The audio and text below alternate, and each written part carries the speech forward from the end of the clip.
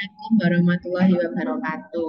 Perkenalkan, nama saya Kesha Intan Timuri Kisono dengan NIM 182221057.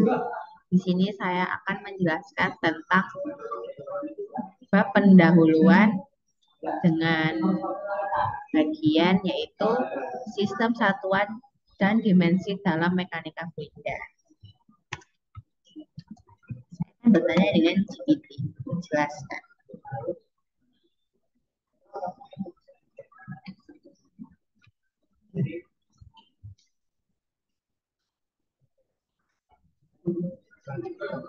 Nah, berikut adalah dalam mekanika fluida, dalam sistem satuan dan dimensi ini sangat penting digunakan karena untuk menganalisis dan menyelesaikan berbagai permasalahan dalam aliran fluida. Nah, ini adalah berikut penjelasan mengenai dua konsep tersebut. Konsep yang pertama itu adalah sistem satuan dalam mekanika fluida.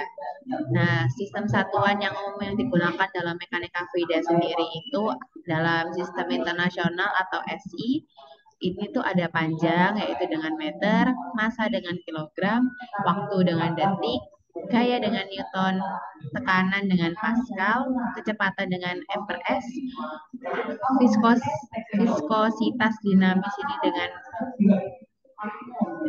kilogram per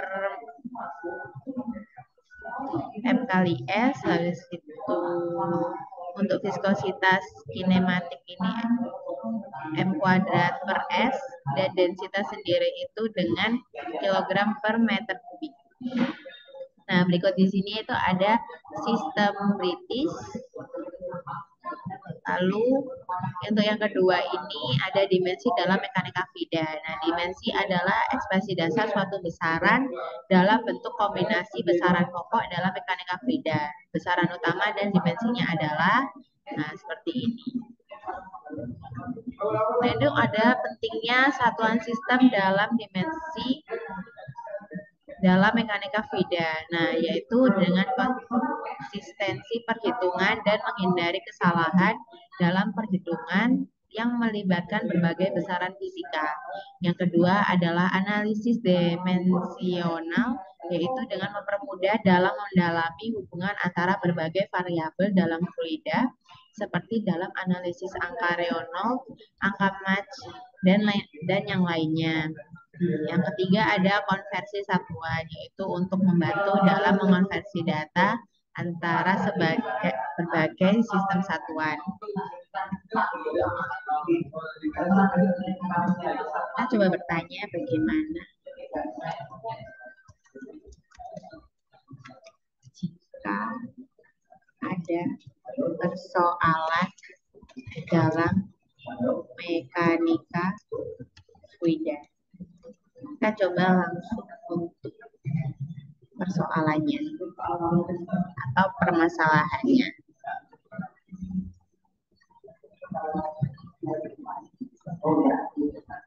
Nah, jika ada permasalahan dalam mekanika fluida itu langkah-langkah sistematis yang digunakan untuk menyelesaikannya adalah yang pertama memahami dan menganalisis masalahnya. Yang pertama adalah identifikasi apa yang diketahui dalam soalnya. Semisalnya ada kecepatan fluida, tekanan, densitas, viskositas, dan yang lain-lain. Yang kedua adalah menentukan apa yang ditanyakan. Misalnya, debit aliran, gaya gesekan, kehilangan tekanan yang ditanyakan. Yang ketiga adalah menentukan jenis fluidanya. Apakah fluida tersebut ini ideal atau nyata, kompresibel atau incompressible, atau yang lainnya. Yang keempat adalah periksa apakah fluida tersebut dalam kondisi steady state atau transient.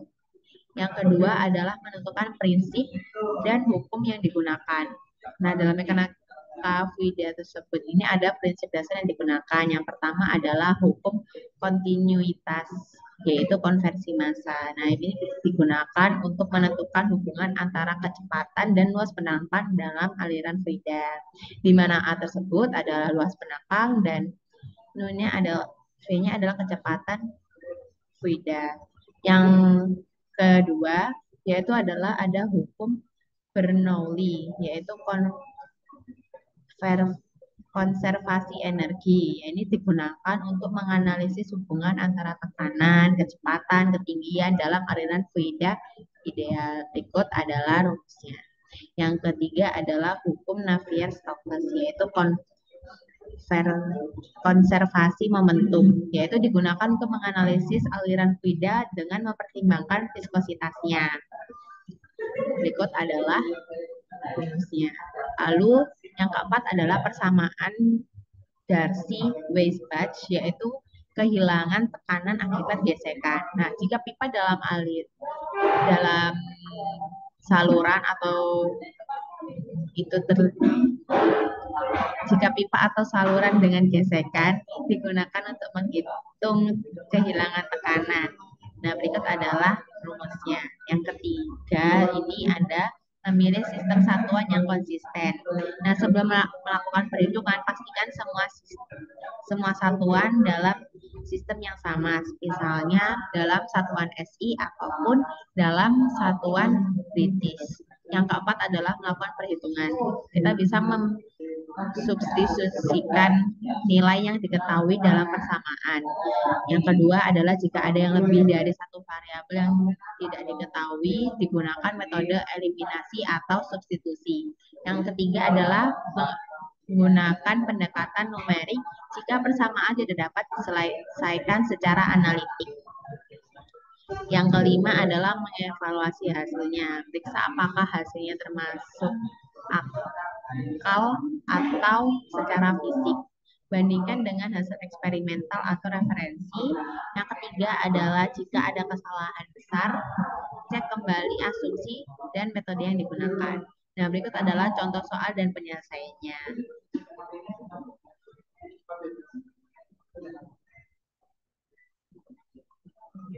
Kita tanya lagi, apakah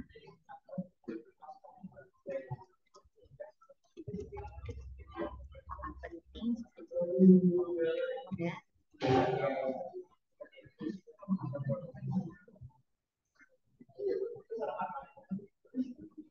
Nah, di sini tuh pentingnya sistem satuan dan dimensi dalam mekanika fluida. Nah, sistem satuan dan dimensi ini memiliki peran yang sangat penting dalam mekanika fluida karena itu memastikan konsistensi, keakuratan, dan pemahaman fisika dari perhitungan dan analisis yang dilakukan.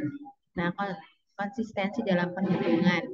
Nah, mekanika fluida ini melibatkan banyak besaran fisika seperti kecepatan, tekanan, densitas, viskositas, dan gaya. Jika tidak menggunakan sistem satuan yang konsisten, hasil perhitungan bisa saja salah.